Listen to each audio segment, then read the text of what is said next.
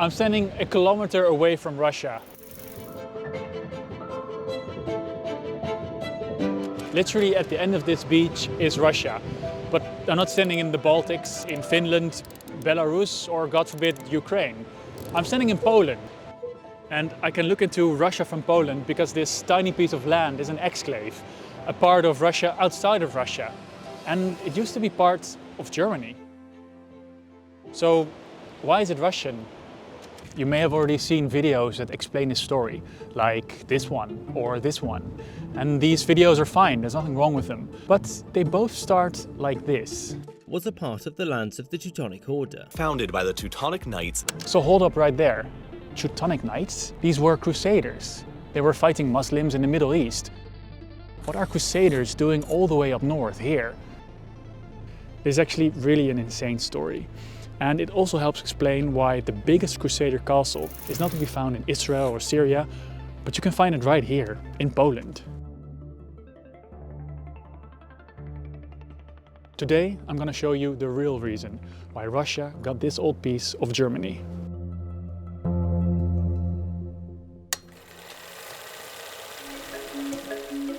With the war in Ukraine, this exclave that houses 1 million Russians is getting more and more isolated.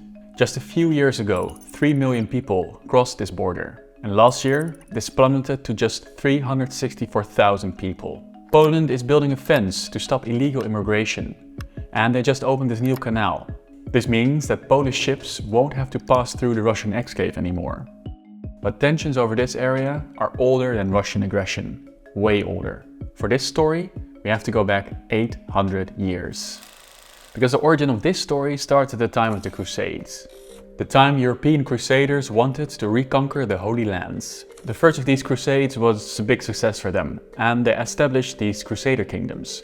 But it turns out that the locals didn't think being colonized by Christian fundamentalists was that great of an idea. So they fought back, and every few years a new crusade was needed. In general, fighting wars is not great for your health. So there was a big need for hospitals. These were provided by expat initiatives. You might have heard of the Hohenzollern Knights. But they were also provided by these guys from Germany, the Teutonic Knights. They started as doctors in Acre, but they decided to diversify into the killing of non-believers. Not sure how that connects to the Hippocratic Oath, but well, there you have it. This order is actually quite good at fighting the infidels. But when a few crusades don't go so well, their leader starts to think maybe we need to look out for a different gig. So when the Hungarian king has some problem with invaders from the east, he calls the order. Maybe they can function as military advisors. Our Germans are, sure, we'll help you. It's close to home anyway, less walking, which you get when you think of how unbelievably slow they walk. So they open a second shop in Hungary. They're like, let's get settled here. And they were talking to the Hungarian king, like, you don't mind that we settle in and, start a state right here? Like we sort of did in the Holy Land? To which the Hungarian king is like, no, that's not what I signed up for. Go away. He expels the order and they are back to searching for a second home. Luckily, there's more exciting stuff happening at the edges of Christendom. Like here over in the north, when there's a war raging between true believers of the cross and some pagan tribes. It's the Poles versus the Prussians. Prussians, you know these. Like these East German Protestants, the guy with the pointy hats and the big stashes. No, this is a pagan tribe. They believe in gods that you can find in nature, gods you can see, in thunder, in the harvest, not some god that eats his flesh or drinks his blood. And they were not alone in this time. If you look at this map, you can see the spread of Christianity through Europe.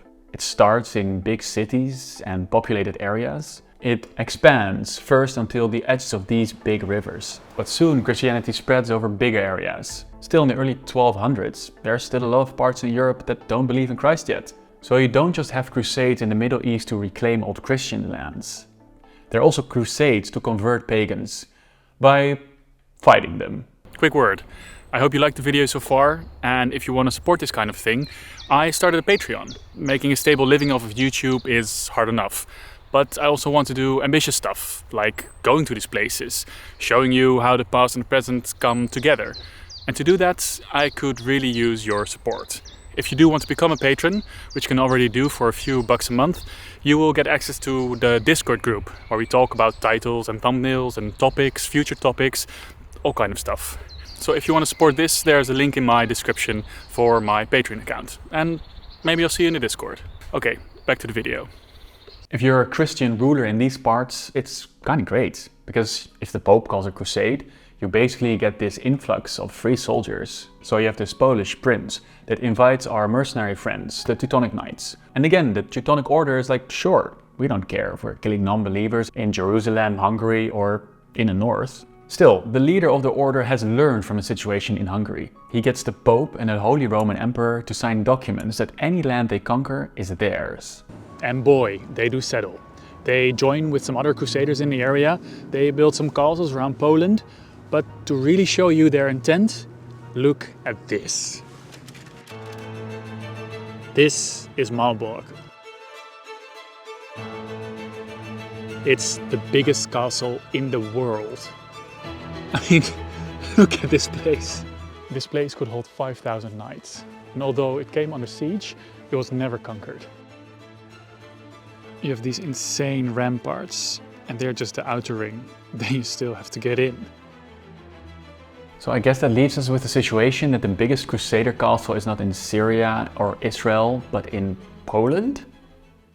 That's kind of weird when you think of it. They don't only build castles, they fight the Prussians and win.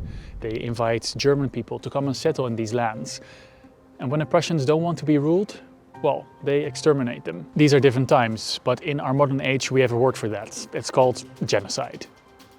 So what about the Poles that invited these guys? They kind of expected them to just come in and kind of help fighting the Prussians and then becoming like vassals of Poland, you know, like pledge allegiance to the Polish state, but that doesn't happen. Before they know it, these mercenaries started a state of their own, because at the same time, their stronghold in the Middle East is being overrun, and the Crusader states are ended. And so they relocate their HQ to this place. They occupy land, they build a port, they trade. And in Gdansk, they build one of the biggest brick churches in the world. These Germans really love their brick buildings, don't they? So now the Poles have gone from having some annoying pagan neighbors to a full-fledged crusader state on their doorstep. And they don't leave when the Prussians are defeated. No, now it's the Lithuanians. There are still pagans on the borders of Christendom that have to be defeated, they say. So they have a problem when the Lithuanians decide they're also Christians now. They even join the Poles in this personal union in 3086, creating its first steps to this huge Poland-Lithuanian Commonwealth. But that's a story for another time. The point is, all this time, the Teutonic Knights have been saying, we're fighting pagans here, we're doing the Lord's work. But what if there are no pagans anymore? These knights were no quitters. So to justify their war, they spread this propaganda that these Lithuanians, they're not real Christians, they're just cosplaying as Christians. And to be fair, they kind of have a point. So they continue to fight, but it doesn't end well. They are crushed under the combined might of the Poles and the Lithuanians in a number of wars. Their lands get smaller and smaller. They get to keep this area, until they are finally defeated. And this is the end of the Crusader state. What happens next is really a big moment in our story.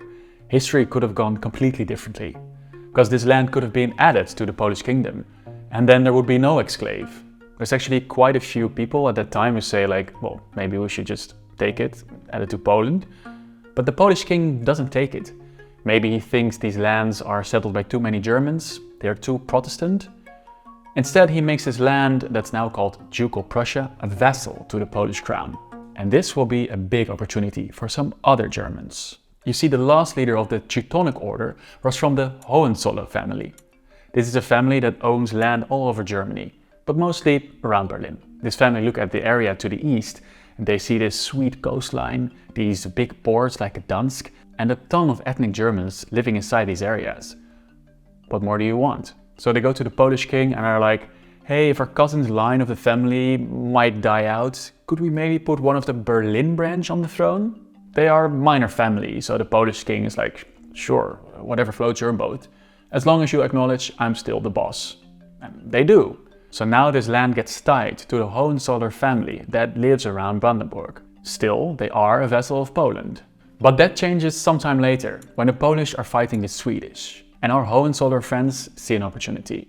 They're like, hey, about this land, if we give you like a ton of money, can we like not be a vassal anymore and just have this land? The Polish king is really busy and occupied fighting Swedish, and he can use the money. So he's like, okay, sure, whatever, let's do it. So now this land becomes fully part of the Hohenzollern family.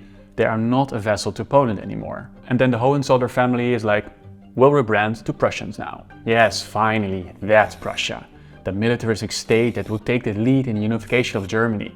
The Prussians with the pointy hats and the big moustaches. Still, that name? Remember that the local populace was very much exterminated by the Prussian Knights? And now this whole kingdom is suddenly named after some destroyed tribes? It's kind of weird.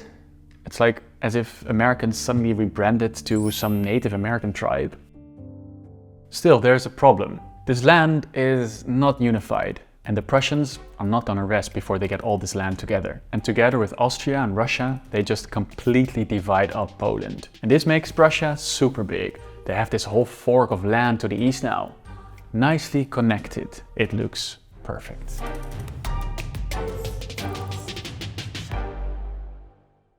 So it's early 1900s now. And I get that you might be asking, like, where do the Russians come in? Well, that's kind of the whole point. Only after the Second World War. So I've been talking about this piece of land taken over and settled by some Germans for over 800 years. How they went from a crusader state to the heartland of the German Empire.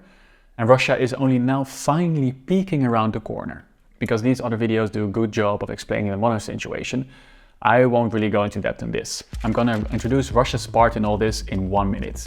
Be ready for some extreme oversimplification. Ready, set, go. So after the First World War, Germany started to lose territory. Königsberg became an exclave, but it was still very much German. Then the Second World War came around. A spoiler, the Germans lost. As the Soviets approached, the locals had some idea how they would be treated.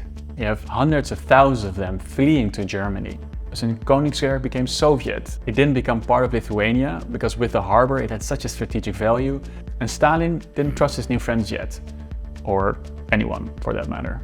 When he died, Khrushchev offered it to Lithuania, but it was now full of Russians, and Lithuanians just didn't think that would be a good idea. But then the Soviet Union collapsed, so could it have gone back to Germany? Well, the Germans didn't want it, because they already were busy convincing France and Britain that a unified Germany was a good idea. And this part was hardly German anyway, so it stayed in Russia's hands. So there you have it.